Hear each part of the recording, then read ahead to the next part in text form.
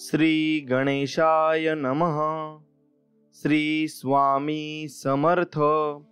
स्वामी भक्तांनो, असे स्वामींचे प्रेमळ संदेश तुम्हाला पाहिजे असतील तर नक्कीच आपल्या चॅनलला सबस्क्राईब करा आणि बेल नोटिफिकेशन ऑन करा। धन्यवाद। ज्याचे कोणी नाही त्याला आधार देणारे स्वामी आहेत। जिथे अंधार आहे तिथे प्रकाश करणारे स्वामी आहेत। जो हरलेला आहे त्याला जिंकवणारे स्वामी आहेत आणि जो पडणार आहे त्याला उचलणारे पण स्वामीच आहेत। आणि जो अपंग आहे त्याला पळण्याचे बळ देणारे सुद्धा स्वामी आहेत। आणि ज्याला दृष्टी नाही त्याला हे सुंदर जग दाखवणारे सुद्धा स्वामी आहेत। आणि ज्याची नाव बुडणार आहे त्याची नाव किनाऱ्यावर आणणारे सुद्धा स्वामी आहेत। सर्व करता आणि करविता हे माझे स्वामीच आहेत। म्हणून स्वामींचं अभयवचन हे तुम्ही लक्षात ठेवा की भिवू नकोस बाळा, मी तुझ्या पाठीशी आहे असं तुम्ही नक्कीच ध्यानात ठेवलं पाहिजे आणि कोणत्याही कामाला सुरुवात केली पाहिजे। मित्रांनो, लक्षात ठेवा, स्वामींवर तुमचा पूर्णपणे विश्वास असेल तर नक्कीच व्हिडिओला लाईक करा आणि कमेंटमध्ये नक्कीच लिहा की स्वामी तुम्ही आमच्या मदतीला नक्कीच धावून या आणि तुमचा हात आमच्या पाठीवर असाच राहू द्या। आणि मी पण एवढीच स्वामींचरणी प्रार्थना करील की तुम्हाला प्रत्येक गोष्टीमध्ये यश मिळो, तुम्हाला आणि तुमच्या फॅमिलीला सर्वांना स्वामी सुखात, आनंदात आणि निरोगी ठेव, ही स्वामींचरणी प्रार्थना। मित्रांनो, तुम्हाला ज्या गोष्टी सांगणार आहे त्या खूप छान आहेत, नीट ऐका। मिळवणं सोपं असतं, टिकवणं कठीण असतं। आठवणं सोपं असतं, निवडणं तितकंच कठीण असतं। नाकारणं सोपं असतं, स्वीकारणं तितकंच कठीण। बोलणं सोपं असतं, अंगीकारणं तितकंच कठीण। तोडणं सोपं असतं, जोडणं तितकंच कठीण असतं। गमावणं सोपं असतं, कमावणं तितकंच कठीण असतं। थांबणं सोपं असतं, पण थांबवणं तितकंच कठीण असतं।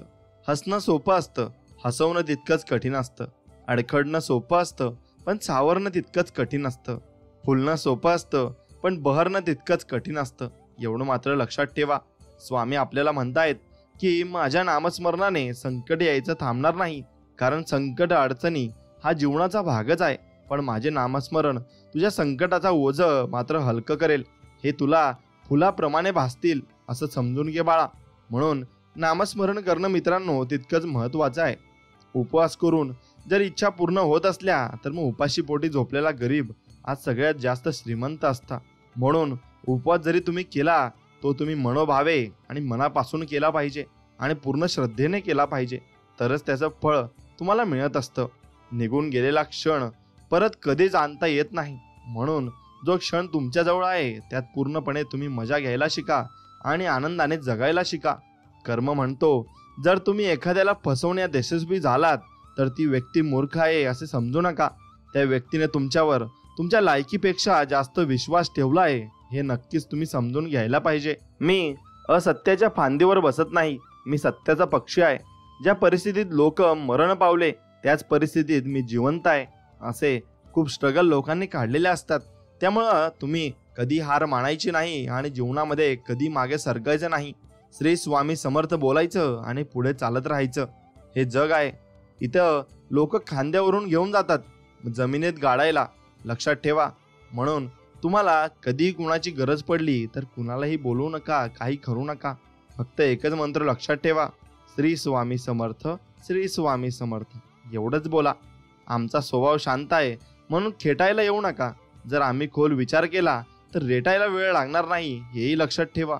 आणि मित्रांनो, हे शब्द मी का वापरतोय याचा अर्थ असा आहे कारण लोक आता साधी माणसं राहिली नाहीत आणि चांगली सुद्धा राहिली नाहीत।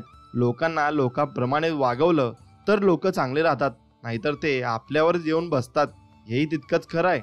खऱ्यांच्या मार्गाने चालावे कारण तिकडे गर्दी कमी असते, एवढं लक्षात घ्या। घमंड कोणत्या गोष्टीचा करू, आजपर्यंत कमवलेलं सर्वच गमवलं आहे मी। लाचारी आणि खोटे बोलून जवळ करण्यापेक्षा सत्य बोलून दुश्मनी स्वीकारा, म्हणजे विश्वासघात तरी तुमच्यासोबत कधीच होणार नाही। जे माझ्याशी कधी बोलत नव्हते ते आता नमस्कार करायला लागलेत। माझी थोडी वेळ काय बदलली, माणसं माझ्याशी गोड गोड बोलायला लागलेत आणि अशी माणसं ही बदलत राहणार आहेत। पण तुम्ही तुमचा स्वभाव मात्र कधीच बदलू नका आणि तो एक सारखा ठेवा आणि चांगला ठेवा आणि मन मिळवू स्वभाव तुम्ही ठेवा। नक्कीच देवही तुम्हाला मदत करेल आणि भगवंतही तुमच्या पाठीशी कायम उभा राहील, कारण भगवंताला पण कळतं की हा भक्त माझी किती मनोभावाने आणि प्रेमाने आणि निर्मळ मनाने माझी भक्ती करत आहे। म्हणून देवही तुमची साथ नक्कीच देईल, एवढं मात्र निश्चित आहे। म्हणून देवावर विश्वास ठेवा आणि सर्व काही तुमचं नीट होईल हेही लक्षात घ्या. हातात हात घेतला ना की मैत्री होत असते, दोन्ही हात जोडले तर भक्ती होत असते, आणि हातावर हात आपटला ना की टाळी वाजत असते. मग एक लक्षात घ्या, तुम्ही स्वामींचा हात हातात घ्या, नक्कीच तुम्हाला कोणाचा हात धरण्याची वेळ येणार नाही आणि पायावर पडण्याची वेळ येणार नाही, एवढं लक्षात घ्या. म्हणून स्वामी आहेत तर सर्व काही आहे एवढं फक्त समजून चला. इथेच कमवायचं आहे आणि इथेच गमवायचे सुद्धा आहे. म्हणून कोणाला काही देता नाही आले ना तरी चालेल, पण कोणाचे मन दुखवू नका, कारण माणुसकीचं मोल हे पैशांपेक्षा खूप मोठं असतं, एवढं समजून घ्या. आणि ते तुम्ही नक्कीच समजून घेतलं पाहिजे. स्वामी सांगतात त्या ठिकाणी कधीच बसू नका ज्या ठिकाणी दुसऱ्यांबद्दल वाईट बोललं जातं, कारण लक्षात ठेवा, तुम्ही जर उठून गेले ना तिथून तर पुढची चर्चा ही तुमच्याबद्दलच असेल आणि तुमच्याच मार्गाने असेल.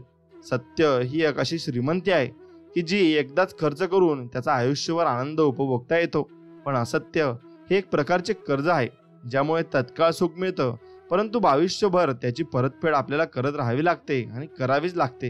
हे तितकंच खरं आहे.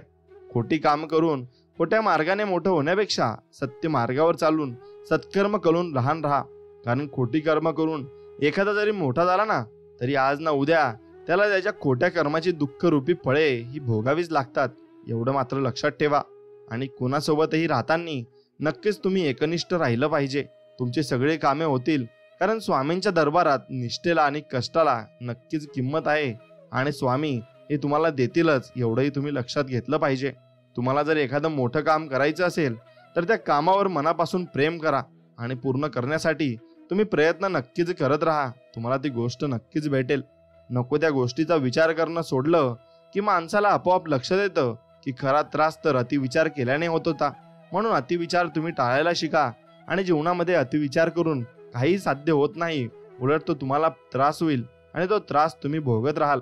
म्हणून अतिविचार करणं चांगली गोष्ट नाहीये. जीवनात अर्धे दुःख चुकीच्या लोकांवर विश्वास ठेवल्याने येतात आणि बाकी अर्धे दुःख खऱ्या लोकांवर संशय घेतल्याने येतात. मग तुम्हाला यात माणसं ओळखायला शिकलं पाहिजे आणि कोणावर विश्वास ठेवावा आणि कोणावर विश्वास ठेवू नये हे तुम्हाला तुमचं कळलं पाहिजे. जर तुम्हाला आयुष्यामध्ये खूप संघर्ष करावा लागला असेल तर स्वतःला खूप नशीबवान समजा, कारण देव संघर्ष करण्याची शक्ती त्यांनाच देतो ज्यांच्यामध्ये क्षमता असते. ती शक्ती ही आत्मसात करून घ्यायची, म्हणून तुमच्या शक्ती आहे, म्हणून देव तुम्हाला संकट देत आहे, एवढंही लक्षात ठेवा. समुद्रात किती मोठे वादळ आले ना तरी समुद्र आपली शांतता सोडत नाही. तसेच आपल्या जीवनात कितीही मोठे संकट आले ना तरी आपला चांगुलपणा सोडू नका आणि प्रत्येकाशी चांगल्या मनाने आणि चांगल्यापणाने वागा. बस एवढंच तुम्हाला करायचं आहे. यश मिळाल्यावर पाठ थोपटणारी व चुकल्यानंतर कान पकडणारी काही नाती कायम आपण जपायची असतात आणि त्यांना सांभाळून ठेवायची असतात, कारण त्या आरशासारख्या स्वच्छ व प्रामाणिक नात्यांना अविश्वासाचा तडा कधीच जात नाही, एवढं मात्र खरं आहे. शांत राहणं यांच्यापेक्षा मोठं उत्तर कोणतंच नाहीये आणि माफ करण्यापेक्षा मोठी शिक्षा ही कोणतीच नाहीये जगात. म्हणून तुम्ही माफ करून टाका आणि बिनकामाचं भांडण हेच खूप चांगलं नसतं आणि आरोग्यासाठी आणि शरीरासाठी आणि मानसिकसाठी सुद्धा चांगलं नसतं. म्हणून त्यामुळे त्याग करा आणि तुमच्या त्या अहंकाराचा आणि स्वीकार करा त्या वास्तविकतेचा. बस एवढंच तुम्ही करा, एवढं लक्षात ठेवा. म्हणून कधी मनापासून तुम्ही स्वामींची आठवण काढा आणि तुमच्या संकट आल्यावर स्वामी नक्कीच तुमच्या पाठीशी उभे राहतील. भाकरी सुद्धा दोन्ही बाजूने भाजली ना मित्रांनो तरच ती छान लागते. तसंच तुम्ही कुणावरही प्रेम करत असाल तर ते दोन्ही बाजूंनी तेवढंच पाहिजे, तरच ते छान असतं. पण एक गोष्ट ठेवा लक्षात, कायमसाठी स्वामी आपल्यावर अपार अशी श्रद्धा आणि अपार असं प्रेम करतात आणि ते आपल्याला सर्व काही देऊ इच्छितात. फक्त या ठिकाणी आपण स्वामींवर तसंच निर्मळ आणि एकदम चांगलं मन ठेवून आपण त्यांच्यावर प्रेम केलं पाहिजे आणि ते आपल्याला सर्व काही देतील, एवढीच गोष्ट आपल्याला समजून घ्यायची आहे. दीड शहाण्यांपुढे बुद्धीला घासण्यापेक्षा अडाणीपणाचे सोंग घेऊन गप्प बसलेलं केव्हाही चांगलं असतं. म्हणून गप्प राहायला शिका. सर्व प्रश्नांची उत्तरं तुम्हाला आपोआप मिळत जातील. प्रेम सर्वांवर करा, पण श्रद्धा फक्त परमेश्वरावरच ठेवा. कधी कधी आपण ज्यांच्यावर खूप प्रेम करतो तीच माणसं आपल्यापासून फार दूर जातात आणि ते आपल्याला कधीच भेटत नाहीत. सगळेच आपल्यासाठी टाळ्या वाजवणार नाहीत, तर काही जण आपल्याला बोटही दाखवतील, हे स्वीकारावं लागते आपल्याला. क्योंकि जब तक आपली जिंदा तब तक आपली निंदा होतच राहील आणि निंदा तुम्ही कधीच थांबवू शकत नाही आणि काही केलं तरी थांबणारही नाही, कारण लोक ही जळत असतात. फक्त आपण भान ठेवावं की आपण कोणावर जळू नये. दुसऱ्याचं चांगलं झालं तर म्हणावं चांगलं झालं, अजून त्याचं चांगलं हो आणि सोन्यापेक्षा पिवळं हो. भावाचं देवाचं कधीच खाऊ नये आणि जो खातो ना त्याला सर्व गोष्टीची कमतरता असते एवढं मात्र लक्षात ठेवा. आणि जीवनामध्ये कधीच कुणाला धोका देऊ नका आणि कधीच कुणासोबत संशय घेऊ नका आणि त्याच्यावर कधी कट रचू नका, कारण सर्वात मोठा कट रचणारा हा स्वतः देव आहे. म्हणून एवढं लक्षात ठेवा की देव हा बदला घेणारच आणि तुमचे कर्म तुमच्याजवळ परत येणारच. तुम्ही मनापासून इतरांचं भलं व्हावं ही इच्छा जरी मनात आणली तरी सुख तुमच्या घरी पाणी भरेल. हे विचाराचं सामर्थ्य आहे, एवढं लक्षात घ्या. जीवनात कितीही वाईट प्रसंग येऊ द्या, पण चांगलं वागणं कधी सोडू नका. विजय हा नेहमी सत्याचाच होत असतो, एवढं मात्र निश्चित आहे. भावनेने मनाला जिंकता येतं, प्रेमाने रागाला जिंकता येते, आत्मविश्वासाने अपमानाला जिंकता येते, पण धीराने अपयशाला जिंकता येते, तर माणुसकीने माणसाला नक्कीच जिंकता येते. या जगात सर्वात सुंदर काही असेल तर ते म्हणजे माणसाचं माणसाची असलेलं माणुसकीचं नातं आहे आणि ते तुम्ही टिकवून ठेवलं पाहिजे आणि तसंच टिकून ठेवलं पाहिजे शेवटपर्यंत. न पटणाऱ्या गोष्टी सोडून द्यायला शिका, कारण घेतलेला श्वास सोडल्याशिवाय पुढचा श्वास नक्कीच आपल्याला घेता येत नाही. त्यामुळे जुन्या गोष्टी आठवून काहीच होत नाही. आपण नव्याने सुरुवात करावी आणि नवी कामं आपण हातात घेतली पाहिजे. निश्चिंत राहा, बाकी मी पाहीन. पुढे चाल, मागे मी राहीन. कुठेही जा, तेथेही दर्शन तुला देईन. एवढेच नाही बाळा, तर तुझ्यासाठी अशक्यही मी शक्य करीन, असे स्वामी सांगत आहेत. फक्त आपला स्वामींवर तेवढा विश्वास असायला हवा, एवढीच गोष्ट आहे. फक्त तुम्हाला विश्वास ठेवायचा आहे. ज्यांच्या मनात आहे खरा भक्तिभाव त्यांच्या मुखी आहे सदा स्वामी नाम, आणि ज्यांच्या स्वामीवर आहे अढळ विश्वास त्यांच्या गृही स्वामी प्रत्यक्ष करतीवास. एवढं लक्षात घ्या. म्हणून तुमच्या मनामध्ये जर विश्वास कायम असला की स्वामी आपल्या सोबत आहेत, तर नक्कीच स्वामी तुमच्या सोबत राहतील आणि ते शेवटपर्यंत राहतील, ही सुद्धा मी तुम्हाला ग्वाही देतो. गोष्ट जर चुकीची असेल तर त्याचा नक्कीच विरोध करा. कुणाला छोडू नका, खोटे कधी बोलू नका, दुसऱ्याचं धन लुबाडू नका, कुणावर कधी जळू नका आणि कोणाचा संसार अजिबात उद्ध्वस्त करू नका, नाहीतर तुमचाही संसार उद्ध्वस्त होईल. एवढंही लक्षात ठेवा. मोठं व्हायला ओळख नाही, माणसांची मनं जिंकावी लागतात. म्हणून जगातील कुठल्याही तराजूत मोजता न येणारी एकमेव मोठी वस्तू म्हणजे माणुसकी आहे आणि ती माणुसकी तुम्ही जपलीच पाहिजे आणि नक्कीच ती जपून ठेवा. ज्याची वेळ खराब आहे त्याच्या पाठीशी खंबीरपणे जरूर उभे राहावे, पण ज्याची नियतच खराब आहे ना त्याच्या सावलीला सुद्धा उभे राहू नये, कारण तो व्यक्ती तुम्हाला कधीही धोका देऊ शकतो, हेही तितकेच खरं आहे. म्हणून चांगल्या लोकांची संगत तुम्ही नक्कीच धरा. खूप अडचणी आल्या आयुष्यात, त्रासही झाला, पण त्या वाईट वेळेतून बाहेर पडण्याची ताकद फक्त आपल्या स्वामी समर्थांमुळे आली. म्हणून स्वामी समर्थ या 2 अक्षरातच एवढं प्रेम दडलेलं आहे की त्याचं आपण कधीही वर्गीकरण करू शकणार नाही आणि कधीही कुणाला समजू शकणार नाही.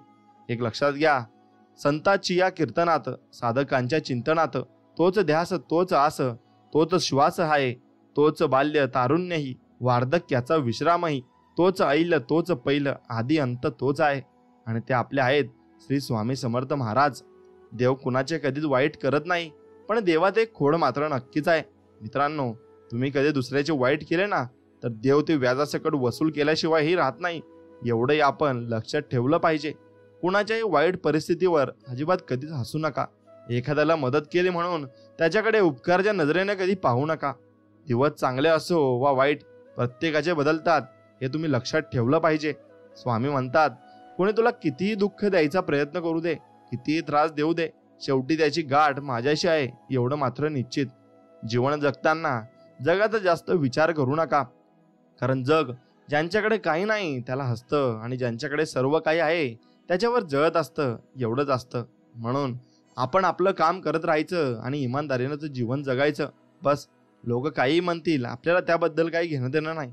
फक्त आपण चांगल्या मार्गावर चालायचं, एवढंच मात्र आपण लक्षात ठेवायचं. सुखाचे दिवस शोधण्यातच आयुष्यातील क्षणांची संध्याकाळ होते, पण शेवटी कळतं की हातातून निसटून गेलेल्या वेळेतच खरंच सुख होतं. आणि हो मित्रांनो, म्हणून याचा तुम्हाला पस्तावा येऊ नये म्हणून तुमचा जो क्षण आता चालू आहे त्या क्षणात भरपूर जगून घ्या, नंतर तुम्हाला जगायला मिळणार नाही, हे लक्षात ठेवा. म्हणून कामही तसंच करा आणि स्वतःच्या मनाप्रमाणे तसं फिराई आणि त्याचा आनंदही घ्या. जीवन हे आनंद घेण्यासाठीच असते, ना की काबाड कष्ट करून नुसतंच वाया घालण्यासाठी. कामही करा आणि एन्जॉय करा, दोन्ही गोष्टी तुम्ही करू शकता. स्वामी म्हणतात, दुसऱ्यांची भरलेली जोडी पाहून रिकामी जोडी असलेल्या प्रत्येक जण ज्याची ईर्ष्या असेल आणि करेल असं काही नसतं. हे प्रत्येकाच्या स्वभावावर, मनावर अवलंबून आहे. एखाद्याचे रिक्त हात सुद्धा समाधानानं भरलेले असतात, एवढं लक्षात घ्या. म्हणून कोणता व्यक्ती कसा आहे हे आपण त्याच्या चेहऱ्यावरून, त्याच्या अंगावरून, त्याच्या कपड्यावरून कधीच ठरवायचे नसते. तो व्यक्ती प्रेमळ असू शकतो आणि रागीटही असू शकतो, एवढं लक्षात घ्या. जी माणसं दुसऱ्याच्या चेहऱ्यावर आनंद निर्माण करण्याची क्षमता ठेवतात, ईश्वर त्यांच्या चेहऱ्यावरचा आनंद कधीच कमी होऊ देत नाही. आणि म्हणूनच ती माणसं समाधानी असतात आणि सुखी असतात. आणि जो व्यक्ती समाधानी आहे ना, ज्याच्यात तो खुश आहे ना, जे त्याच्याकडे आहे, तो व्यक्ती सुखी समाधानी आयुष्य जगत असतो. जिथे 2 घास प्रेमाने खाता येईल अशी पंगत आणि मन मोकळं करता येईल अशी संगत आयुष्यात लाभली ना, तर जगण्यातील रंगत अजून वाढून जाते, एवढं लक्षात ठेवा. म्हणून कधी कोणाला वाईट बोलू नका आणि कधी कोणाबद्दल वाईट विचार करू नका. मंदिरात अंतरात तोच नांदत आहे, नाना देही नाना रूपी तुझा देव आहे. तोच मंगलाची मूर्ती, तोच विठ्ठलाची कीर्ती, तोच श्याम, तोच राम, दत्तधाम तोच आहे. आणि ते म्हणजे आपले स्वामी समर्थ महाराज आहेत. आणि विश्वास फक्त स्वामींवर आहे. आयुष्याचं उघडणारं प्रत्येक पान कोरं असतं. त्यात खाडाखोड करायची की सुबक अक्षरांनी सजवायचं ते आपल्यावर अवलंबून असतं. म्हणून तुम्ही तुमचं आयुष्य कसं रंगवता हे तुमच्यावर अवलंबून आहे. आयुष्यात यश मिळते तेव्हा कळते की आपण कोण आहोत, पण अपयशी होतो तेव्हा कळते की आपले कोण आहेत. म्हणून लक्षात घ्या, जेव्हा तुम्ही अपयशी होते, जेव्हा तुमच्याकडे काही नव्हतं, जेव्हा त्या लोकांनी तुम्हाला मदत केली ना, त्या लोकांना कधीच विसरू नका. आणि ज्यांना तुम्हाला काहीच विचारलं नाही ना, त्यांच्याशी कधी बोलू नका आणि त्यांच्या पाठीमागे कधी जाऊ नका. त्यांची संगत कधी धरू नका. आयुष्य म्हणजे काही वर्षासाठी भाड्याने घेतलेली मालमत्ता आहे. किती माझी माझी म्हटलं ना, तरी एक दिवस खाली करावीच लागणार आहे, एवढं लक्षात ठेवा. मनासारखं घडायला भाग्य लागतं आणि जे आहे ते मनासारखं आहे ते समजायला ज्ञान लागतं, एवढं लक्षात ठेवा.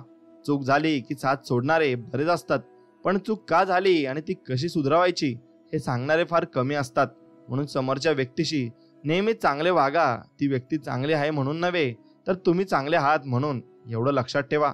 स्वामी म्हणे, करा देहाचे मंदिर, मग मी आतुर तेथे येणार.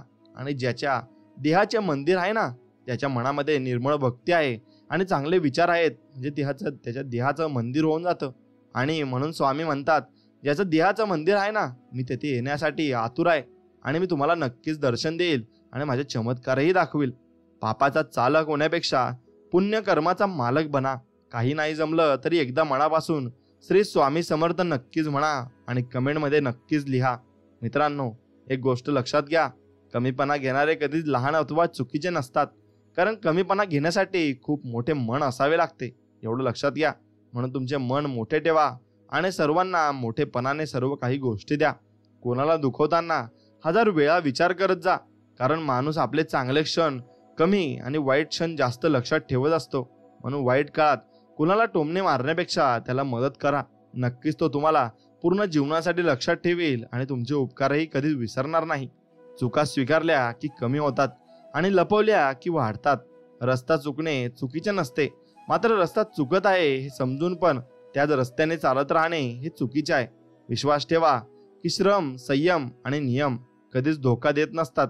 म्हणून देव काहीतरी देईल म्हणून मंदिरात जाऊ नये, तर देवाने आपल्याला बरंच काही दिलंय म्हणून कधीतरी मंदिरात जावं, एवढं लक्षात घ्या. जेव्हा तुमची चुकी नसतानाही तुमच्यावर अन्याय होत असेल ना, तर समजून घ्या की अन्याय करणाऱ्यांचे चांगले दिवस काही वेळापुरत्या मर्यादित आहेत.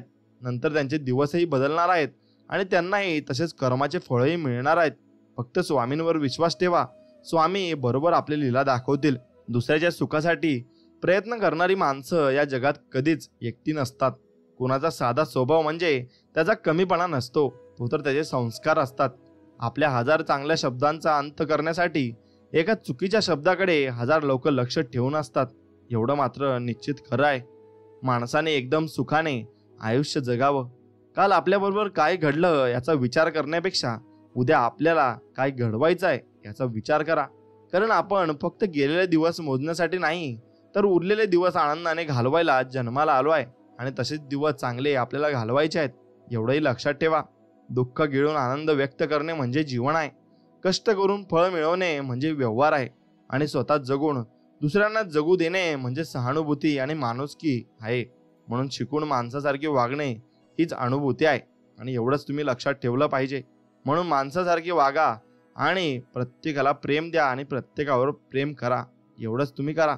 स्वप्न पाहणारे डोळे जरी माझे असले ना, तरी त्या स्वप्नांना आकार देणारे फक्त स्वामी समर्थ आहेत आणि स्वामीच ते घडून आणत आहेत. कारण माझ्या आयुष्य देणाऱ्या प्रत्येक गोष्टी आणि प्रत्येक व्यक्ती हे मी स्वामींना समजतो आणि तेच माझ्यासाठी ते पाठवत असतात असंच मी समजत असतो. चुकीच्या निर्णयामुळे आपला अनुभव वाढतो आणि योग्य निर्णयामुळे आपला आत्मविश्वास वाढत असतो. एखादा विषय किती वाढवायचा आहे, कुठे थांबवायचा आहे आणि कुठे दुर्लक्ष करायचंय हे ज्या व्यक्तीला जमते तो व्यक्ती जगातील कुठल्याही परिस्थितीवर नक्कीच मात करू शकतो. एवढं तुम्ही लक्षात घ्या. जेव्हा आपण कोणावर तरी डोळे मिटून विश्वास ठेवतो तेव्हा शेवटी आपल्याला दोनपैकी एक परिणाम मिळतो. आयुष्यभरासाठी एक खास व्यक्ती किंवा आयुष्यभरासाठी एक खास धडा आपल्याला मिळत असतो. स्वामी सांगतात, माझ्यासाठी कोणाकडे हात पसरू नको. तुझ्या परीने जी वेडीवाकडी सेवा होत असेल ना, ती मला मान्य आहे आणि नक्कीच मान्य आहे आणि ती सेवा तू नक्कीच करत जा. हेच मला म्हणायचं आहे. ध्येय साध्य करणे किती कठीण असो, पण जर आत्मविश्वास असेल तर अशक्य असे काहीच नाही आणि सर्व काही शक्य आहे. तुम्ही चांगले आहात का वाईट आहात असा विचार कधीच करू नका. कारण जेव्हा लोकांना तुमची गरज पडते तेव्हा तुम्ही चांगले होता आणि गरज संपली की वाईट होता. आणि म्हणून मित्रांनो, तुम्ही एक गोष्ट लक्षात ठेवा. कोणाला तरी दिलेला त्रास कुठेतरी आपल्याला पण दुप्पट फेडावा लागतो, एवढं लक्षात ठेवा. म्हणून तुम्ही गोष्ट अशी करा की कोणाला त्रास होणार नाही आणि कुणी आपल्याला त्रास देणार नाही. अशाच गोष्टी तुम्ही स्वीकारायला पाहिजे आणि अशीच गोष्ट तुम्ही करायला हवी. आपली इच्छा पूर्ण होणारच हा विश्वास ठेवा आणि स्वामींवर निसंक सोपवा. कर्म करत राहा, फळे तुम्हाला नक्कीच मिळणार आहे, एवढंही लक्षात ठेवा. मित्रांनो, ज्यांच्याकडे अहंकार असतो त्यांच्याकडे संस्कार नसतात आणि जे लोक संस्कारी असतात ते कधी अहंकारी नसतात. कारण संस्कार आणि अहंकार एका ठिकाणी कधीच राहत नाही, एवढंही लक्षात घ्या. माझ्या हातून कोणाचं वाईट होणार नाही याची काळजी मी नक्कीच घेईन, पण माझं कोणी वाईट करू नये याची काळजी मात्र तू घे. माझे मायबाप, माझे माऊली स्वामी समर्था, आणि ती काळजी स्वामी नक्कीच घेतात. प्रसंग आणि विषय कोणताही असू दे, आपले शब्द सुंदर असायला हवे. कारण लोक प्रसंग आणि विषय विसरू शकतात पण शब्द कधी विसरू शकत नाही आणि विसरतही नाही. स्वामी पाहतात तुमची प्रार्थना, तुमचा संघर्ष, तुमच्या वेदना, तुमचा संयम आणि तुमचे कर्म. सर्व काही स्वामी बघत असतात. फक्त स्वामींच्यावर विश्वास ठेवा. स्वामी सर्व काही नीट करतील आणि व्यवस्थित करतील. प्रत्येक गोष्टीची वेळ निश्चित आहे, ठिकाण निश्चित आहे. तुम्ही कुठे जात नाही, तुम्हाला नेले जाते. खेळ तुमचा नसतोच, खेळ त्याचा असतो आणि तो खेळ खेळत असतो. म्हणून एखाद्या व्यक्तीला न जाणता तुम्ही मनातील सर्व गोष्टी सांगत असाल तर जीवनात तुमच्या खूप मोठे संकट येण्याची शक्यता आहे, हे लक्षात ठेवा. म्हणून आपल्या मनातल्या गोष्टी कोणाला सांगायच्या आहे हे तुम्ही नक्कीच ठरवलं पाहिजे आणि ते आपल्याच व्यक्तींना सांगितलं पाहिजे. जेव्हा आयुष्य हसवेल तेव्हा समजा चांगल्या कर्माचे फळ आहे आणि जेव्हा आयुष्य रडवेल ना तेव्हा समजा चांगले कर्म करण्याची वेळ आपल्यावर निश्चित आली आहे. स्वामी सांगतात, संपर्कातल्या व्यक्तींना पारखताना स्वतःच्याच नजरेने पारखावे. दुसऱ्यांनी दिलेला चष्मा घालून पारखल्यास बऱ्याचदा त्यांची खरी ओळख आपल्याला होतच नाही. दुःख गरुडाच्या पावलाने येते आणि मुंगीच्या पावलाने जाते. दोष लपवला की तो मोठा होत असतो आणि कबूल केला ना की तो नाहीसा होतो. म्हणून गवताची दोरी वळवली म्हणजे तिने मत्त हत्ती सुद्धा बांधला जातो. म्हणून चारित्र्याचा विकास सुसंगतीत होतो तर बुद्धीचा विकास एकांतात होतो. कडू गोट प्रेमळ माणसाच्या हातून दिल्यास तो कमी कडू लागत असतो, हे निश्चित आहे. म्हणून जीवनात कुणी किती तिरस्कार केला तरी चांगुलपणा सोडू नये. कारण चुलीतील निघणारा धूर भिंत आणि भांड काळा करू शकतो, पण आकाशातला काळे करण्याचे सामर्थ्य त्या धुरात कधीच नसतं, एवढं मात्र निश्चित आहे. आयुष्य खूप सुंदर आहे. प्रेमाने एकामेकांसोबत बोलत राहा. धन दौलत कोणाकोणाला देत नाही, पण फक्त माणुसकी जपत राहा. प्रसंग कोणताही असो, सुखाचा की दुःखाचा, त्यासाठी कोणी हाक दिली तर प्रेमाने त्याला साथ देखील नक्कीच तुम्ही दिली पाहिजे. भावना कळायला मन लागतं, वेदना कळायला जाणीव लागते आणि देव कळायला श्रद्धा लागते. माणूस कळायला माणुसकी लागते आणि चांगलं जगाला सुंदर विचार लागतात. म्हणून भरभरून जगायला पैसे नाही, फक्त आयुष्य लागतं आणि ते आयुष्य तुमच्याकडे आहे. म्हणून भरभरून जगा आणि आनंदाने जगा आणि प्रेमाने सर्वांसोबत बोला. बाहेर पडल्याशिवाय जग कळत नाही आणि मीपणा सोडल्याशिवाय माणसं जुळत नाही. कोणासाठी धावून गेल्याशिवाय माणुसकी उजळत नाही आणि कष्ट केल्याशिवाय सुख मिळत नाही आणि चांगले विचार असल्याशिवाय आयुष्य घडत नाही, एवढं लक्षात ठेवा. म्हणून आयुष्यात घेण्यापेक्षा देणं महत्वाचं आहे. शत्रूला क्षमा द्या प्रतिस्पर्ध्याला सहिष्णुता द्या, मित्राला हृदय द्या, मुलांना तुमचं उदाहरण द्या आणि वडिलांना पूज्य भाव द्या. आईला तुमच्या चारित्र्याची भेट द्या आणि स्वतःला आत्मसन्मान द्या आणि जगाला सेवा द्या. प्रत्येकाला काहीतरी घ्यायचंच आहे आणि द्यायचंच आहे हे विसरू नका. घेणाऱ्यांपेक्षा देणाऱ्यालाच प्रतिष्ठा मिळते आणि इतिहासही त्याला साक्ष आहे हे लक्षात ठेवा. म्हणून सुखात आनंद लुटणाऱ्यापेक्षा दुःखात काळजी घेणारी माणसं जास्त महत्त्वाची असतात आणि तशीच माणसं तुमच्याकडे असतील तर ती नक्कीच तुम्ही जपायला शिका. मानवाच्या जीवनात एक गोष्ट दुःख हे मानवामुळेच येत असते आणि त्याला कारण आपण स्वतः असतो किंवा आपल्या सहवासातील व्यक्ती असतात. म्हणजे मानवाने स्वतःमध्ये पहिला बदल घडवला पाहिजे, त्यानंतर जीवन आनंदी होऊन जाईल हे लक्षात घेतलं पाहिजे. आपला हेतू शुद्ध आणि प्रामाणिक असेल तर आपल्यावर टीका करणाऱ्या टीकेला काहीच महत्त्व नसते आणि चांगल्या कर्माची फळे नेहमी चांगलीच असतात. आणि मुखातून घेतलेले स्वामी नाम आणि निस्वार्थपणे केलेले काम कधी व्यर्थ जात नाही एवढंही लक्षात ठेवा. मलाच फक्त दुःख आहे असे कधीच समजू नका. गुलाबालाही काटे आहेत हे कधी विसरू नका. तुमच्या प्रत्येक सुखदुःखात स्वामी आहेत हे कधी तुम्ही विसरू नका आणि हेही पूर्ण मनापासून लक्षात ठेवा. जीवन हे सुंदर आहे, त्याचा आनंद घेत चला. दुःख हे क्षणभंगूर आहे हे मनाला सांगत चला. परमेश्वरावर विश्वास ठेवूनही चांगलं कर्म करत चला आणि चांगल्या कर्माने तुम्हाला चांगले दिवस नक्कीच येतील. कोणीच कोणाचे नसते हे जरी खरे असले तरी आपल्या जीवनातील प्रगती एखाद्या व्यक्तीमुळेच झालेली असते. त्यामुळे एकमेकांना तुम्ही साथ नक्कीच दिली पाहिजे आणि नक्कीच तुम्ही साथ देत राहा. देव हा माणसाच्या मनात जेवढा असतो त्यापेक्षा जास्त माणसाच्या कर्मात असतो आणि आपल्या चांगल्या कर्मातला देव कोणाला दाखवण्याची गरज नसते, तो सर्वांना दिसत असतो. म्हणून मंदिरातला देव टाळला तरी चालेल, पण कर्मातला देव कधी टाळू नका आणि कर्म चांगल्या रीतीनं करा. कोणाच्याही सावलीखाली उभं राहिल्यावर स्वतःची सावली कधीच निर्माण होत नसते हे लक्षात घ्या. म्हणून स्वतःची सावली निर्माण करण्यासाठी स्वतः उन्हात उभे राहावे लागेल आणि तुम्हाला कष्ट घ्यावे लागेल आणि तसे कष्ट केले तर त्याचं फळ तुम्हाला नक्कीच एक दिवशी मिळेल. म्हणून कष्टाला फळ हे स्वामी देतच असतात, फक्त तुम्ही कष्ट करण्याची तयारी ठेवा. कुणाच्या सांगण्यावरून माणसाची किंमत ठरवू नका. माणसं ओळखताना स्वतःचा अनुभव वापरा, म्हणजे चांगली माणसे दुरावणार नाहीत आणि माणसाला परके कोण हे कळण्यापेक्षा आपले कोण हे कळायला जास्त वेळ लागत असतो आणि तेच तुम्हाला कळलं पाहिजे. जे आपल्यावर प्रेम करतात त्याचं कौतुक करावं, ज्यांना आपली गरज आहे त्यांना मदत करावी, ज्यांनी आपल्याला दुखावलं त्यांना क्षमा करावी आणि जे आपल्याला सोडून गेलेत त्यांना विसरून जावं एवढंच फक्त तुम्ही केलं पाहिजे. ज्याला दुःखाची जाणीव असते त्याला सुखाचीही मात्र किंमत नक्की असते आणि म्हणून आपण जे दिवस काढले आहेत ना त्याची नेहमी जाणीव तुम्ही ठेवली पाहिजे.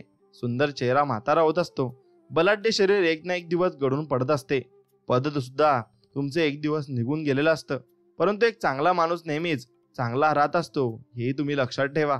जीवनात कितीही कठीण प्रसंग आले तरी तक्रार करू नका, कारण परमेश्वर हा असा दिग्दर्शक आहे जो कठीण भूमिका नेहमी उत्कृष्ट कलाकाराला देत असतो.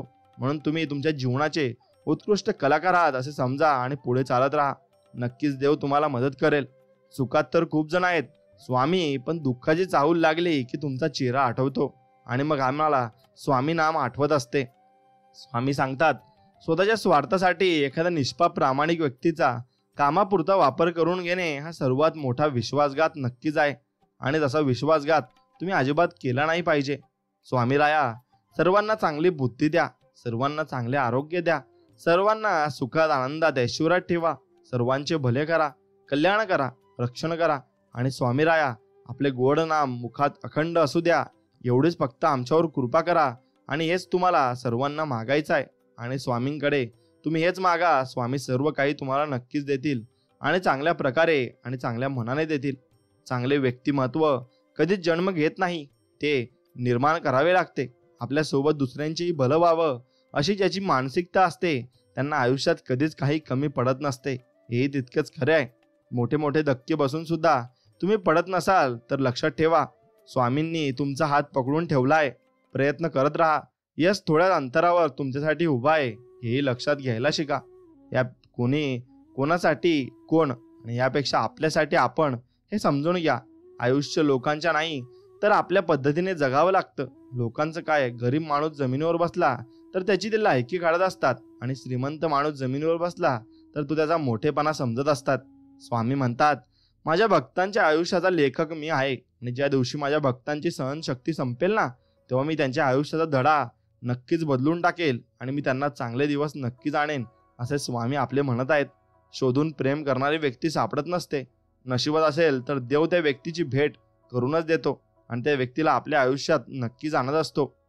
म्हणून त्रास असतानाही प्रामाणिक राहणं आणि संपत्ती असूनही साधं राहणं, राग असूनही शांत राहणं आणि अधिकार असूनही नम्र राहणं, यालाच आयुष्याचं योग्य नियोजन म्हणत असतात. म्हणून योग्य नियोजन तुम्ही आयुष्याचं नक्कीच केलं पाहिजे. बुद्धीचा वापर जास्त करणाऱ्या लोकांपेक्षा मनाचा वापर करणारी लोक जास्त चांगले असतात. कारण बुद्धीचा वापर करणारी लोक आधी स्वतःचा विचार करतात, पण मनाचा वापर करणारी लोक सर्वात जास्त आधी दुसऱ्यांचा विचार करत असतात. हे लक्षात ठेवायला पाहिजे. आणि स्वामींवर तुमचा पूर्णपणे विश्वास असेल तर नक्कीच मित्रांनो, तुम्ही या आपल्या व्हिडिओला एक लाईक नक्कीच करा आणि कमेंटमध्ये लिहा श्री स्वामी समर्थ, जय जय स्वामी समर्थ, आणि ते लिहायला अजिबात विसरू नका. आणि हे लक्षात ठेवा मित्रांनो, एक गोष्ट लक्षात ठेवा, तुमचं मन हे तुम्ही नक्कीच सुधारलं पाहिजे आणि त्या मनामध्ये चांगल्या गोष्टी या भरल्या पाहिजेत. कारण ते मन चांगलं असेल तरच तुम्ही चांगली स्वामींची भक्ती करू शकता आणि स्वामींवर विश्वास ठेवू शकता आणि स्वामींच्या मार्गाने चालू देखील शकता. फक्त तुमचं मन तुम्ही चांगलं ठेवलं पाहिजे. तुमच्या मनाचं इंजिन आपोआप सुरू होण्याची व्यवस्था करा. माझी समस्या म्हणजे कित्येक आठवडे माझ्या हातून काहीतरी लिहिलंच जात नाही. लेखन ही एक सृजनात्मक गोष्ट आहे आणि म्हणून त्यासाठी तुम्हाला प्रेरणा मिळणं आवश्यक आहे आणि त्या आंतरिक उमीनं तुम्हाला लिहायला प्रवृत्त व्हायला हवं. फारसं यश पदरी न पडलेला एक होतकरू तरुण लेखक त्यांची कैफियत मांडत होता आणि तो लेखक म्हणत होता, त्याचं तो सांगत होता की कसं घडलं. त्यावरून तुम्ही तुमच्या जीवनाचं एक तत्व माहिती करून घेऊ शकता. लेखन करणं ही सृजनात्मक गोष्ट आहे आणि खरं आहे, पण दुसरा एक सृजनशील माणूस आणि तोही या तारुण्यासारखा लेखकच भरभरून लिहित होता. आपल्या या बहुप्रसवी प्रतिमेचं आणि यशस्वी लेखनाचं गुपित सांगताना तो म्हणतो, मी मानसशक्तीच्या तंत्राचा उपयोग करतो. मला अंतिम तारखा पाळवायच्या आणि पाळायच्या असतात आणि त्यामुळे अंतप्रेरणेची वाट पाहणं मला परवडणारं नसतं. मला माझ्या प्रतिभेला जागा करणं आवश्यक असतं. आता हे करण्याची माझी पद्धत पहा. आधी मी माझ्या लिहिण्याच्या मेजापाशी ठिय्या देऊन बसतो. मग हातात पेन्सिल घेऊन मी आंतरिकपणे वाटेल ते लिहित राहतो आणि कागदावर रेघोट्या ओढत राहतो. येन केन प्रकारेन मी लिहिण्याच्या क्रियेसारखी हाताची हालचाल करत राहतो आणि मग कधीतरी माझ्याच नकळत माझे विचार योग्य दिशेने धावायला लागतात. आणि अर्थात कधी कधी लिहित नसताना सुद्धा अचानक मला कल्पना सुचतात. पण हे म्हणजे अपेक्षा नसताना घबाड हाती लागण्यासारखं असतं.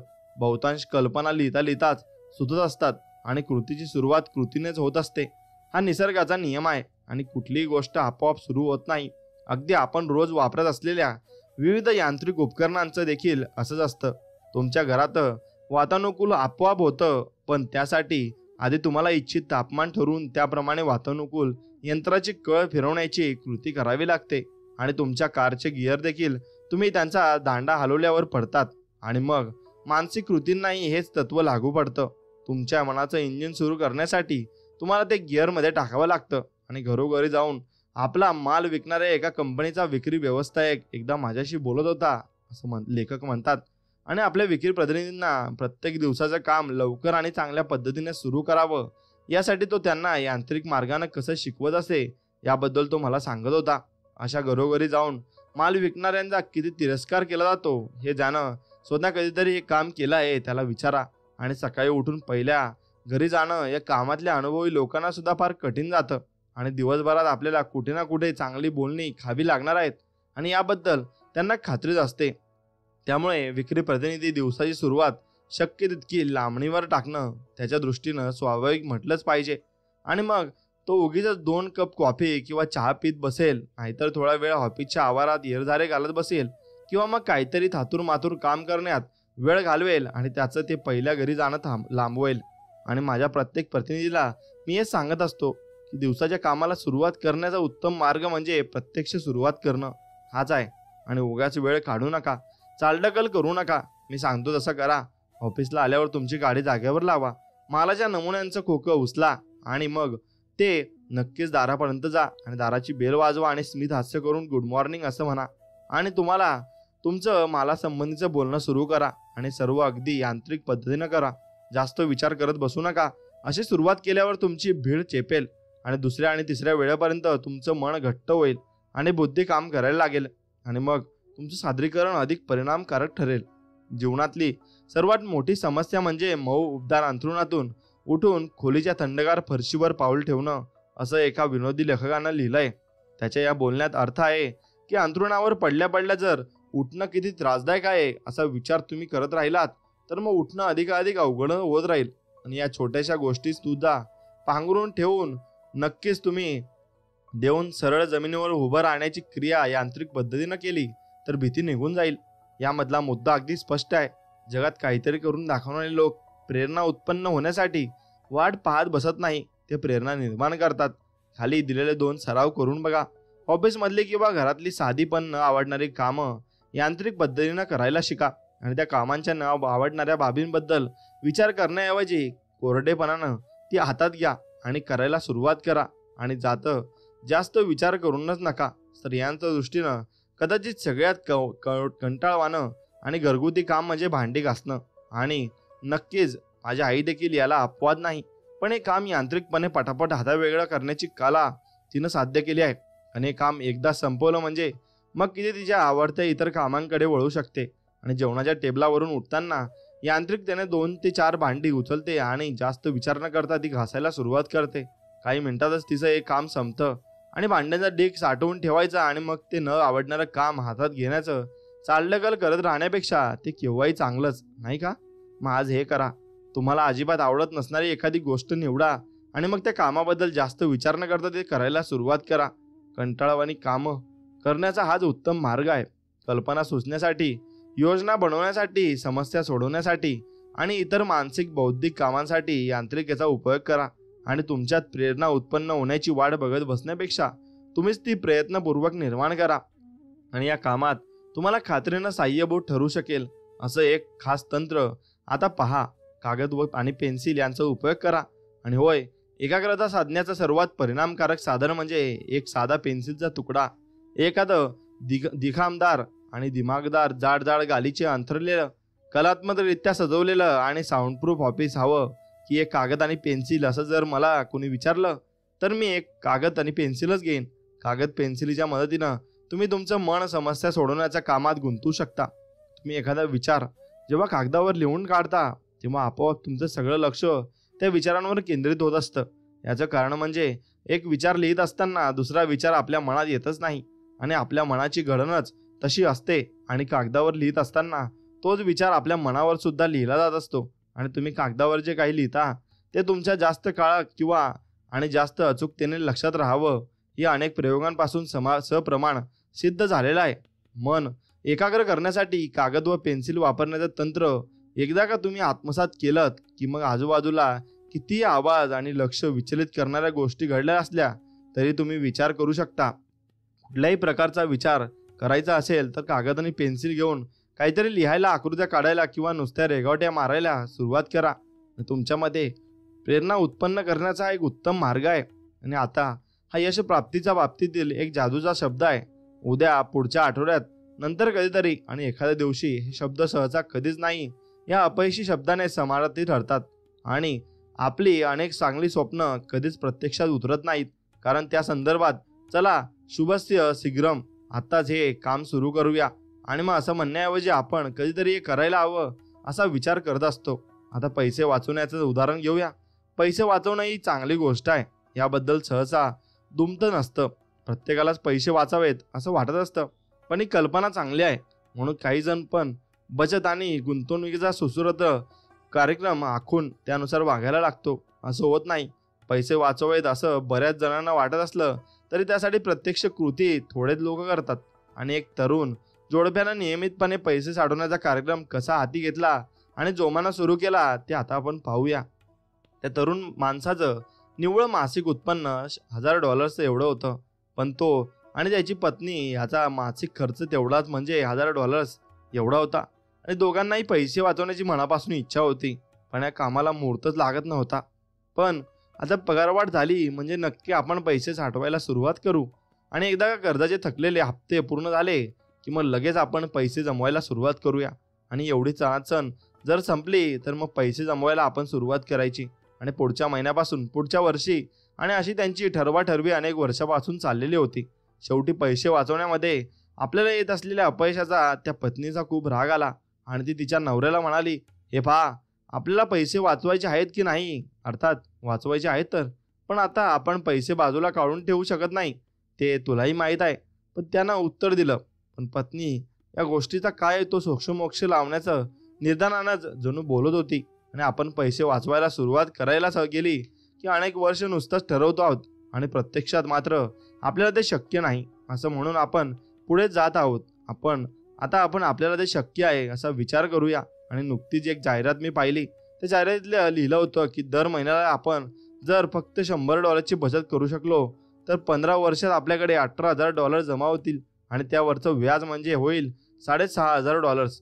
आणि त्या जाहिरातीत पुढे असं म्हटलं होतं की बचत करून झाल्यावर पैसे उरलेले खर्च करणं हे खर्च करून झाल्यावर उरलेल्या पैशांची बचत करण्यापेक्षा अधिक सोपं आहे. आणि तुझी तयारी असेल तर आपण तुझ्या पगाराच्या 10% एवढ्या रकमेने सुरुवात करूया आणि मग ते उद्दिष्ट साध्य करण्यासाठी थोडे कष्ट घेऊया. आणि महिन्याला शेवटी आपल्याला दूध आणि बिस्किट खाऊन राहावं लागलं तरी चालेल, पण आपण बचत करायची.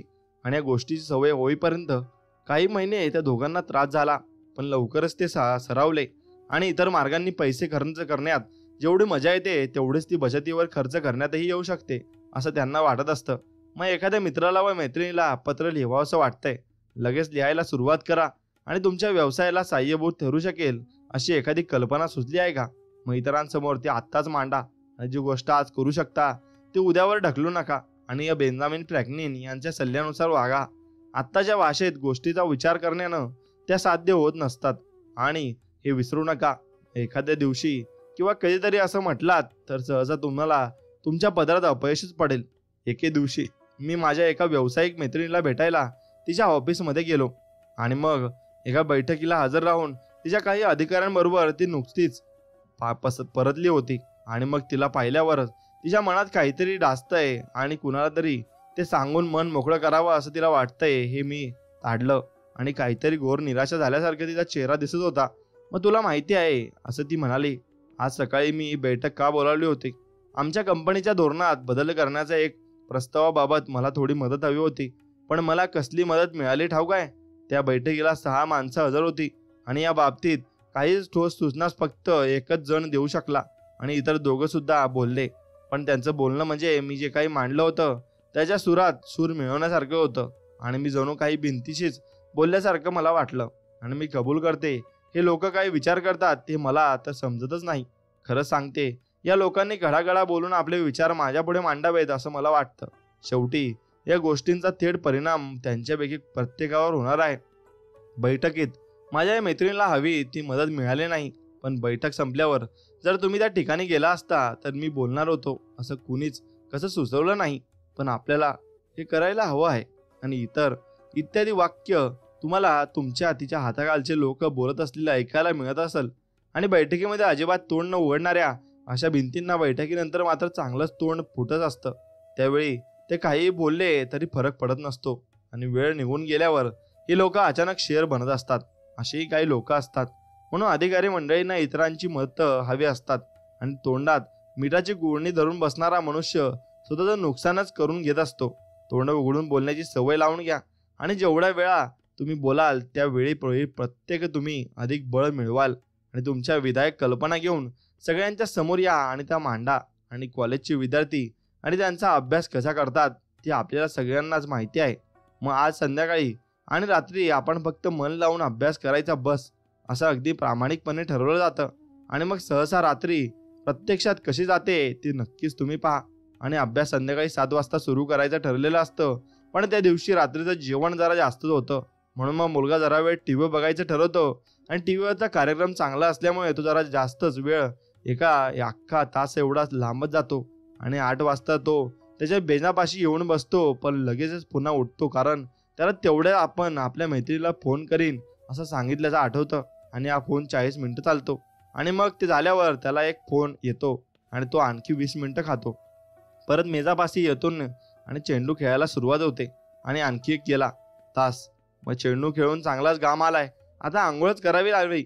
मग थोडं काहीतरी चावम्याव खाणं आणि चेंडू खेळून आणि आंघोळ केल्यामुळे जरा भूक लागते ना. मग अगदी चांगल्या मनाने ठरवलेली ती संध्याकाळ तर अशीच उडून जाते. आणि शेवटी रात्री 1 वाजता पुस्तक उघडण्याचा मुहूर्त लागतो पण त्या वेळेपर्यंत इतकी झोप आलेली असते की वाचलेला काही डोक्यात शिरत नाही. मग तो मुलगा सरळ सरळ शरणागती स्वीकारतो आणि झोपी जातो. आणि दुसऱ्या दिवशी सकाळी तो त्याच्या प्राध्यापकांना विचारतो, सर मी आज जरा लवकर जाऊ का? काल रात्री 2 वाजेपर्यंत अभ्यास करत होतो. या गोष्टीतल्या मुलानं काहीच कृती केली नाही, कारण कृती करण्याच्या तयारीतच त्यानं सगळा वेळ वाया घालवला. आणि आता अतिपूर्व तयारीची शिकार होणारा हा मुलगा एकटाच नाही. विक्री प्रतिनिधी, अधिकारी, व्यावसायिक, गृहिणी असे सर्वच लोक अतिपूर्व तयारीचे शिकार होत असतात. आणि तक्ते तयार करणं, चहा कॉफी पिणं, पेन्सिलला टोक करणं, काहीतरी वाचणं, काही जण खाजगी काम उरकून घेणं, मेजावरच्या वस्तूंची काही कागदांची आवरसावर करणं आणि टीव्हीवरची एखादी मालिका आणि अशाच आणखी 1 डझनभर छोट्या मोठ्या गोष्टी संपवून मग प्रत्यक्ष कामाला सुरुवात करू असा विचार ही मंडळी करत असतात. पण ही सवय मोडता येते. ते काम सुरू करण्याच्या दृष्टीनं मी आत्ताच तयार आहे आणि ते लांबवण्याचा मला काही फायदा होणार नाही. आणि तयारी करण्यासाठी जाणारा वेळ आणि लागणारी शक्ती मी काम सुरू करून पुढे जाण्यासाठी वापरीन असं स्वतःला बजवा. आणि यंत्रांना लागणारे सुटे भाग बनवणाऱ्या एका कंपनीचे वरिष्ठ अधिकारी आपल्याला विक्री अधिकाऱ्यांशी बोलत असताना ते बोलताना म्हणाले, आपल्या व्यवसायात आपल्याला सर्वात जास्त गरज असेल तर ती चांगल्या कल्पना घेऊन येणाऱ्या आणि त्यांच्या पाठपुरावा करणाऱ्या लोकांची. आणि आपल्याला निर्मिती आणि विक्री विभागातलं एकही काम असं नाही की जे आहे त्यापेक्षा अधिक चांगल्या पद्धतीनं करता येणार नाही. पण आपण सध्या चांगलं काम करत नाहीये असं मला म्हणायचं नाही, पण आपण चांगल्याच पद्धतीनं काम करत आहोत. पण प्रत्येक प्रगतशील कंपनीप्रमाणेच आपल्या सुद्धा नवीन उत्पादन, नव्या बाजारपेठा आणि काम करण्याच्या नव्या व अधिक कार्यक्षम पद्धतींची गरज नक्कीच आपल्याला आहे. मग विविध बाबींमध्ये पुढाकार घेणाऱ्या लोकांवर आपली मदार आहे आणि तेच लोक कंपनीला पुढे नेऊ शकतात. पुढाकार घेणं ही एक विशेष प्रकारची कृती आहे आणि कुणीही न सांगता काहीतरी चांगलं काम करणं म्हणजे पुढाकार घेणं. आणि प्रत्येक उद्योग आणि प्रत्येक व्यवसायात नक्कीच पुढाकार घेणाऱ्या लोकांचं जास्त मोबदल्याच्या जागांवर स्वागत होत असतं. आणि एका मध्यम आकाराच्या औषध कारखान्यात विक्री विषयक संशोधनाचे संचालक असलेले एक गृहस्थ मला एकदा भेटले आणि ते त्या पदावर कसे पोहोचले याबद्दल ते मला सांगत होते. पुढाकार घेण्यात किती सामर्थ्य असतं याचं एक उत्तम उदाहरण होतं.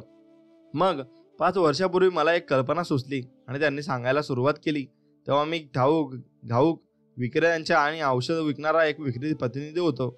आणि आमच्या औषधांसाठीच्या ज्या प्रकारचा ग्राहक वर्ग आमच्या डोळ्यापुढे होता त्या वर्गाला काय हवं आहे याबद्दल निश्चित माहिती आणि आकडेवारी आमच्याकडे नाही असं मला लक्षात आलं. आणि इथल्या अनेक लोकांशी मी बाजारपेठ विषयक संशोधनाच्या गरजेविषयी बोलतो तर सुरुवातीला मला अगदी थंड प्रतिसाद मिळाला. आणि मग कारण व्यवस्थापनाला या गोष्टीची गरज वाटत नव्हती, मी मात्र या कल्पनेनं पुरा झपाटून गेलो होतो. म्हणून मग मी थेट कामाला सुरुवात करायचं ठरवलं आणि औषध विक्री व्यवसायासंबंधीची वस्तुस्थिती असा एक अहवाल तयार करण्याची परवानगी मी मागितली आणि मिळवली सुद्धा. आणि मग मला शक्य त्या सर्व स्रोतांकडून मी यासंबंधीची माहिती मिळवली आणि हे काम मी अनेक दिवस इमाने इतबारे करत राहिलो. आणि लवकरच व्यवस्थापनातील लोक आणि इतर लोकप्रतिनिधी मी जे काही करत होतो त्यामध्ये रस निर्माण झाला. आणि असं संशोधन करण्याच्या गरजेचा पाठपुरवठा करण्याच्या बरोबर 1 वर्षानंतर मला माझ्या नित्याच्या कामातून मोकळं केलं गेलं आणि माझ्या कल्पना विकसित करून प्रत्यक्षात आणण्यावर आपलं लक्ष केंद्रित करण्यात मला सांगितलं गेलं. आणि एकदा हे झाल्यावर पुढच्या गोष्टी आपोआप घडत गेल्या. मग आता मला मदत करायला 2 सहाय्यक आणि 1 सेक्रेटरी आहे आणि माझं वार्षिक उत्पन्न 5 वर्षापूर्वी जेवढं होतं त्याच्या तिप्पट आहे. पुढाकार घेण्याची सवय लावून घेण्याकरता खालील दिलेल्या 2 गोष्टी नक्कीच तुम्ही केल्या पाहिजे. मित्रांनो, मोहिमा उघडणारा वीर केलीच पाहिजे अशी एखादी गोष्ट जर तुमच्या नजरेत पडली तर सरळ ती करायला सुरुवात करा. माझ्या घरापासून जवळच एक गृह प्रकल्प सुरू होता. साधारण 2/3 काम झाल्यावर ते काम अचानक बंद पडलं आणि काहीशा बेफिकर प्रवृत्तीची आणि कशाची विधोनिषेध नसलेली आणि काही खालच्या स्तरातील कुटुंब तशाही परिस्थितीत तिथं राहायला आली. आणि हा प्रकार पाहून त्या भागातल्या काही चांगल्या कुटुंबांनी आपली घरं विकून दुसरीकडे जायला सुरुवात केली. मग कालांतरानं व्हायचं तेच झालं. फारसा विधिनिषेध न पाळणाऱ्या अशिष्ट कुटुंबाच्या सानिध्यात राहून तो पाहणाऱ्या लोकांनाही त्याची लागण झाली आणि फक्त स्त्री याला अपवाद होते आणि सगळे बदललेले. पण त्यांच्या चांगल्या वाईटाची चाड असल्यामुळे आपण परिसर चांगला असावा यासंबंधीची मोहीमच त्यांनी उघडली. आणि त्यांनी आपलं काही मित्रांना गोळा करून आपल्या कामाची सुरुवात केली. आणि गृह प्रकल्प खूप चांगला होऊ शकतो आणि त्यांच्यामुळेच सगळ्या परिसरातच लाभ होऊ शकतो. आणि याकडे त्यांनी अंगुली निश्चित केला. आपण आत्ताच हालचाल करणं आवश्यक आहे आणि अन्यथा सगळा भाग दुय्यम दर्जाचा भाग म्हणून प्रसिद्ध होण्याचा धोका आहे. आणि याकडे त्यांनी सर्वात लक्ष वेधलं आणि यांच्या उत्साह आणि पुढाकाराला इतरांकडून लगेच पाठिंबा मिळाला आणि लवकरच मोकळ्या जागांची स्वच्छता मोहीम सुरू झाली आणि बगीचा मंडळ सुरू करण्यात आली आणि मग मोठ्या प्रमाणावर वृक्षारोपणाचा कार्यक्रम हाती घेण्यात आला आणि लहान मुलांसाठी एक क्रीडांगण तयार करण्यात आलं आणि सगळ्या रहिवाशांसाठी एक पोहण्याचा तलाव बांधण्यात आला आणि अशिष्ट पद्धतीनं राहणाऱ्या कुटुंबियांना सुद्धा या कामाला उत्साहानं हातभार लावला आणि त्या सगळ्या भागाचा अगदी कायापालटच झाला एवढं मात्र निश्चित आहे. आणि आता त्या भागातून जाण्यामध्ये एकच वेगळाच आनंद असतो आणि मिळतो. मग एखाद्या मोहिमेवर काय करू शकतो याचं ते प्रतीकच आहे. आणि तुमच्या कंपनीत एक नवीन विभाग उघडावा आणि किंवा एखादं नवीन उत्पादन सुरू करावं किंवा मग इतर कुठल्या प्रकारे विस्तार करावा असं तुम्हाला वाटतंय का? मग त्या संबंधी मोहीम सुरू करा. आणि तुमच्या मुलांना शाळेत अधिक चांगली साधनं मिळावीत असं वाटतं का? मोहीम उघडा आणि त्यांना ती मिळवून द्या. आणि कुठलीही मोहीम सुरुवातीला तुमच्या एकट्याच्या जीवावर असली तरी त्यामागची कल्पना जर चांगली असेल तर लवकरच तुमच्या मागे अनेक लोक उभे राहतील आणि याबद्दल खात्री बाळगा. म्हणून सत्कर्मी व्हा आणि मोहीम नक्कीच तुम्ही सुरू करा. आपण होऊन पुढे व्हा. आणि बरेचदा आपल्याला पुढे होऊन काम करण्याची इच्छा होत असते पण आपण ते टाळतो. असं का होत असेल? त्याचं कारण आहे भीती. आणि आपल्याच्यानंच ते काम होणार नाही याची नव्हे तर आपले सहकारी आजूबाजूचे लोक काय म्हणतील याची भीती. इतर लोक आपल्याला हसतील आणि उगीच पुढे पुढे करतो म्हणतील आणि पगारवाढ मिळावी म्हणून लाळगोठेपणा करतोय असं म्हणतील. आणि अशी भीती अनेक लोकांना मागे खेचत असते. आणि आपल्या बरोबरीच्या लोकांच्या आणि सामाजिक गटात आपल्याला स्वीकारलं जावं आणि आपण त्यांच्यापैकी एक असावं आणि आपलं वागणं बोलणं त्यांच्या संगत असावं आणि असं वाटणं नैसर्गिक आहे. पण कोणत्या प्रकारचं गटानं आपल्याला स्वीकारलं हवं असं आपल्याला वाटतं? सुप्तपणे आपण आपला हेवा किंवा मत्सर करणाऱ्याला आणि म्हणून आपल्याला हसणाऱ्या लोकांच्या आणि ही कृतीशील राहून प्रगती साधणाऱ्या लोकांच्या असा प्रश्न स्वतःला विचारा आणि यातला योग्य पर्याय कोणता ते उघडाय. आपण होऊन पुढे जाणारा मनुष्य नजरेत भरतो आणि त्यांच्याकडे विशेष लक्ष पुरवलं जातं. आणि सगळ्यात महत्त्वाचं म्हणजे आपण होऊन पुढे येणाऱ्या व्यक्तीला आपल्यात काही विशेष क्षमता आणि महत्त्वाकांक्षा आहे हे इतरांना दाखवून देण्याची संधी मिळत असते. आणि विशेष काम असेल तर अगदी आवर्जून पुढे व्हा आणि तुमच्या सामाजिक गटातल्या, सैन्यातल्या किंवा उद्योगातल्या आघाडींच्या लोकांकडे पहा आणि त्यांना सकर्मी लोकांचं वर्णन लागू पडतं आणि की अकर्मी लोकांचं हे तुम्ही ठरवा. मी सांगतो 100% ते लोक काहीतरी कृती करणारे सकर्मी असतील आणि जो काठावर बसतो, वाट बघतो, कृत्य करतो तो नेतेपदी आघाडीवर नसतोच. पण एक लक्षात घ्या की कृतीशील आणि कृतीचा विचार करून करणाऱ्या माणसांच्या मागे जाण्याची लोकांची इच्छा असते आणि त्याला आपोआप अनुयायी मिळतातच आणि तो नेतेपदी जाऊन बसतोच. म्हणून कृती करणाऱ्या माणसांवर लोक विश्वास टाकतात हे मात्र निश्चित आहे. आपण काय करतोय हे याला माहीत आहे आणि असा निष्कर्ष ते सहजच काढतात. तो कुणाच्या अध्यात्नामध्यात तो काहीच करत नाही किंवा अमुक एक गोष्ट कर म्हणून सांगितल्याशिवाय तो काही करत नाही. म्हणून एखाद्याचं कौतुक होतंय आणि त्याची प्रशंसा होते आहे असं मला तरी कधी आढळलं नाही. तुम्हाला आढळलंय की सांगा मला. कृतीशीलतेची सवय लावून घ्या आणि सकर्मी बना. काहीतरी करणारा मनुष्य व्हा. का रे? करा रे. नको रे बाबा नको असं नका हो. लक्षात घ्या, परिस्थिती अनुकूल होण्याची वाट बघत बसू नका. भविष्यातल्या अडचणी आणि अडथळे गृहीत धरा आणि ते समोर आल्यावर त्यांचं निराकरण करा. फक्त कल्पना सुचल्यामुळे यश मिळत नसतं हे ध्यानात ठेवा. तुम्ही जेव्हा त्या बाबतीत काहीतरी कृती करता आणि तेव्हाच कल्पनांना किंमत प्राप्त होत असते. भीती घालवण्यासाठी आणि आत्मविश्वास मिळवण्यासाठी कृतीचा वापर करा. तुम्हाला ज्या गोष्टीची भीती वाटते ती गोष्ट सरळ करायला सुरुवात करा आणि तुमची भीती नाहीशी होईल. या तत्वाचा प्रयोग करून पहा. तुमच्या मनाचं इंजिन आपोआप सुरू होण्याची व्यवस्था करा आणि अंतप्रेरणेनं तुम्हाला पुढे नेण्याची वाट बघू नका. कृती करा. खोलवर शिरा म्हणजे प्रेरणा निर्माण होईल. आणि आत्ताच्या भाषेत विचार करा.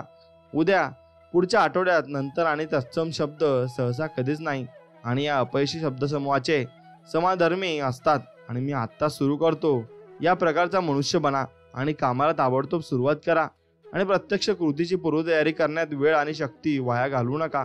त्याऐवजी कृती नक्कीच तुम्ही करा.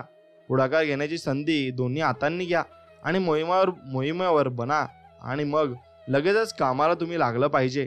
आणि आपण होऊन पुढे व्हा. काहीतरी करण्याची क्षमता आणि महत्त्वाकांक्षा तुमच्यात आहे हे नक्कीच तुम्ही दाखवून दिलं पाहिजे आणि ते तुम्ही दाखवण्यासाठीच तुम्ही जन्माला आले आहेत आणि त्यासाठी तुमचा जन्म झाला आहे. आणि चांगल्या गोष्टी करण्यासाठीच तुम्ही या पृथ्वी तलावर आले आहेत, हे फक्त तुम्ही लक्षात ठेवलं पाहिजे. म्हणून नेहमी चांगल्या गोष्टी करा आणि तुम्हाला मिळेल त्या मिळण्यामध्ये तुम्ही नक्कीच खुश राहिलं पाहिजे आणि नक्कीच तुम्ही चांगल्या गोष्टी मनापासून केल्या पाहिजे. म्हणून तुमचे कर्म तुम्ही जसे केले तसे तुम्हाला फळ हे मिळत जातं आणि त्यानुसार तुम्हाला भरपूर गोष्टी या समजत जातात. म्हणून तुमचं मन हे एक आश्चर्यजनक यंत्रणा आहे आणि एका मार्गाने चाललं तर ते तुम्हाला यशाच्या उच्च शिखरावर घेऊन जाऊ शकतं, पण विरुद्ध मार्गाने चालल्यास तेच मन तुमच्या पदरात व स्वशल अपयश टाकतं. मग एकंदरीत मानव प्राण्यांच्या निर्मितींपैकी त्यांचं मन ही सर्वात नाजूक आणि संवेदनशील गोष्ट आहे. आणि आता आपलं मन विशिष्ट पद्धतीने विचार करत असतं आणि करतं ते पाहूया. आपल्या आहाराच्या बाबतीत जागरूक असणारे कोट्यावधी लोक जगात आहेत. हे लोक शरीरात जाणाऱ्या उष्मांकाचा हिशोब ठेवत असतात आणि विटॅमिन्स, खजिनं आणि अन्नास पूरक असलेल्या इतर अनेक गोष्टीवर पैसा आपण खर्च करत असतो. आणि याचं कारण आपण सर्वजण जाणतो. आपल्या शरीराचं पोषण ज्या प्रकारच्या अन्नानं होतं त्यानुसार ते बनत असतं. आणि असा आहारविषयक संशोधनामधून आपल्याला माहिती झालं आहे आणि आपली शारीरिक आहारविषयक संशोधनानं सुद्धा मधून आपल्याला माहिती झालं आहे की आपली शारीरिक क्षमता आणि रोगांची प्रतिकारशक्ती, शरीराचा आकार आणि आपली आयुर्मर्यादा या सर्वांचा आपण काय खातो याच्याशी अगदी जवळचा संबंध असतो. आणि शरीराचं पोषण ज्या प्रकारचं अन्न होतं त्यानुसार ते बनत असतं. आणि त्याच प्रकारे आपल्या मनाचंही असंच असतं. मनाचं खाद्य हे अर्थातच पिशव्या किंवा डब्यांमध्ये मिळत नाही किंवा मग तुम्ही ते दुकानातून विकतही घेऊ शकत नाही. मनाचं खाद्य असतं ते तुमच्या भोवतालच्या वातावरण आणि तुमच्या जाणीवेतले आणि नेणिवेतले विचार आणि प्रभावित करणाऱ्या असंख्य गोष्टी या वातावरणात असतात. मग त्याच ठरवत असतात की तुम्हाला पुढे घेऊन जायचंय की मागं घेऊन जायचंय. म्हणून आपण ज्या प्रकारचं मानसिक खाद्य खातो त्यावरून आपल्या सवयी, मनोभूमिका आणि आपल्याला व्यक्तिमत्व ठरत असतं. विकास करण्याची एक ठराविक क्षमता आपल्या सर्वांना अनुवंशिकतेनेच मिळत असते, पण त्या क्षमतेच्या तुलनेत प्रत्यक्ष किती विकास आपण साधला आहे हे आपल्याला कुठल्या प्रकारच्या मानसिक खाद्य मिळालं आहे यावर अवलंबून असतं. कुठल्या प्रकारचं अन्न मिळालं आहे हे आपल्या शरीरावरून ज्याप्रमाणे दिसत असतं, मग तत्वतच भोवतालच्या वातावरणातून कुठल्या प्रकारचं मानसिक अन्न मिळालं आहे हे आपलं मनही दर्शवत असतं. म्हणून तुमच्या देशाऐवजी इतर कुठल्या तरी देशात तुम्ही वाढला असतात तर तुम्ही कसे असला असता आणि असा कधी विचार तुम्ही केला आहे का? तसं झालं असतं तर तुमच्या खाण्याच्या आवडीनिवडी कशा असत्या आणि तुमची कपड्यांची निवड आता आहे तशीच असती का नाही? मनोरंजनाचा कुठला प्रकार तुमच्या अधिक आवडीचा असता आणि तुम्ही कुठलं काम करत असता आणि तुमचा धर्म कोणता असता? या प्रश्नांची उत्तरं अर्थातच तुम्हाला मिळणार नाहीत. पण वेगळ्या देशात वाढला असतात तर मग तुम्ही एक यशस्वी आणि वेगळेच व्यक्ती असतात. आणि मग असं का झालं असतं? कारण वेगवेगळ्या देशात वाढत असताना तुमच्या एका वेगळ्याच वातावरणाचा प्रभाव पडला असता आणि तुम्ही तुमच्या वातावरणातून घडत असतात. आणि नीट लक्षात घ्या, आपलं वातावरण आपल्याला घडवतं, आपण करतो त्या पद्धतीनं विचार करायला भाग पाडतं. आणि तुम्ही एक तरी सवय वा लकब अशी आहे जी की तुम्ही इतरांकडून उचललेली नाही. आपली चालण्याची ढब असो, खोकणं असो किंवा हातात चहाचा कॉफी कप धरणं असो, आपली साहित्य, कला आणि संगीताच्या क्षेत्रातील आवड निवड असो की मग पेहरावाच्या बाबतीतली, या सर्वच लहान मोठ्या गोष्टी मुख्यत्व करून आपल्या वातावरणातून उगम पावत असतात आणि त्या आपण पावत असतो. म्हणून अधिक महत्त्वाची गोष्ट म्हणजे तुमच्या विचारांचा आकार, तुमचे ध्येय, तुमच्या मनोभूमिका आणि तुमचे एकंदर व्यक्तिमत्वच तुमच्या वातावरणातून घडत असतं. नकारात्मक लोकांचा दीर्घ सहवास आपल्याला नकारात्मक विचार करायला लावतो आणि कोत्या खुजा माणसांशी जवळून संबंध आला तर आपल्याला तशाच सवयी लागतात. पण त्याचबरोबर भव्य दिव्य कल्पना करणाऱ्या लोकांच्या सहवासामुळे आपल्या विचारांची उंची वाढते आणि महत्त्वाकांक्षी लोकांशी जवळून संबंध आपल्यातही महत्त्वाकांक्षा उत्पन्न करत असतो. म्हणून तुम्ही आज जी व्यक्ती आहात, तुमचं व्यक्तिमत्व, तुमच्या आशा आकांक्षा, तुमच्या जीवनातलं तुमचं सद्य साध्य स्थान आणि तो तुमच्या मानसिक वातावरणाचा परिपाक आहे यावर या विषयातील तज्ज्ञांचे एकमत आहे. आणि त्याचप्रमाणे आजपासून एक 5, 10, 20 वर्षांनी तुम्ही काय असाल हे संपूर्णपणे तुमच्या भावी वातावरणावर अवलंबून आहे. आणि या बाबतीतही या विशेषज्ञांचं एकमत आहे. काही महिने आणि वर्षानंतर आपण बदलतो हे आपल्याला माहिती आहे, पण हा बदल कसा असेल हे मात्र आपल्या भावी वातावरणावर आणि आपण आपल्या मनाला पुरवणाऱ्या मानसिक खाद्यावर अवलंबून असतं. पण आपल्या भावी वातावरणानं आपल्याला समाधान आणि भरभराट द्यावी आणि यासाठी आपण काय करू शकतो ते नक्कीच तुम्ही पाहिलं पाहिजे आणि त्याप्रमाणे तुम्ही वागलं पाहिजे. आणि तसं जर वागले आणि तर तुम्हाला जीवनात सर्व काही भेटत जाईल आणि सर्व काही मिळत जाईल. मग त्याचा अनुभव तुम्ही नक्कीच जीवनात घेऊ शकता आणि ते वातावरण तुम्ही निर्माण करून घेऊ शकता. म्हणून मित्रांनो, जीवन जगत असताना चांगली कर्म आपल्या सोबत येतात आणि चांगलंच कर्म आपल्या सोबत राहतात सुद्धा. एवढं सुद्धा तुम्ही लक्षात घेतलं पाहिजे. म्हणून तुम्ही जेवढी जास्त चांगली कर्म कराल आणि जेवढे जास्त चांगल्या कर्मांवर तुम्ही विश्वास ठेवाल, तेवढे जास्त तुम्ही पुढे जाल. एवढं मात्र तुमच्या मनाने ठरवलं पाहिजे आणि चांगलीच कर्म तुम्ही केले पाहिजे. आणि स्वामींवरचा विश्वास तुम्ही कधीच कमी केला नाही पाहिजे. तो विश्वास तुम्ही तसाच ठेवला पाहिजे. आणि जेवढा जास्त दाट विश्वास तुमचा असेल, तेवढी जास्त शक्ती आणि तेवढी जास्त प्रेरणा तुम्हाला मिळत जाईल. आणि स्वामी तुमच्या पाठीमागे असे खंबीरपणे उभे राहतील, हे तुम्हालाही कळणार नाही. आणि म्हणून स्वामी तुमची अशीच तुमची सुरक्षा करत असतात आणि तुमच्या प्रत्येक मनातील आकांक्षा आणि तुमच्या ज्या आशा असतात त्या पुरवत असतात. फक्त तुमचा त्याच्यावर विश्वास असायला हवा, एवढंच मात्र खरं आहे. म्हणून स्वामींवर विश्वास असेल तर नक्कीच व्हिडिओला लाईक करा आणि चॅनलला सबस्क्राईब करून बेल नोटिफिकेशन ऑन करा. आणि नक्कीच कमेंटमध्ये श्री स्वामी समर्थ लिहा. चला तर मग भेटूया नवीन एक व्हिडिओमध्ये. तोपर्यंत जय श्रीराम, श्री स्वामी समर्थ, जय जय स्वामी समर्थ. धन्यवाद.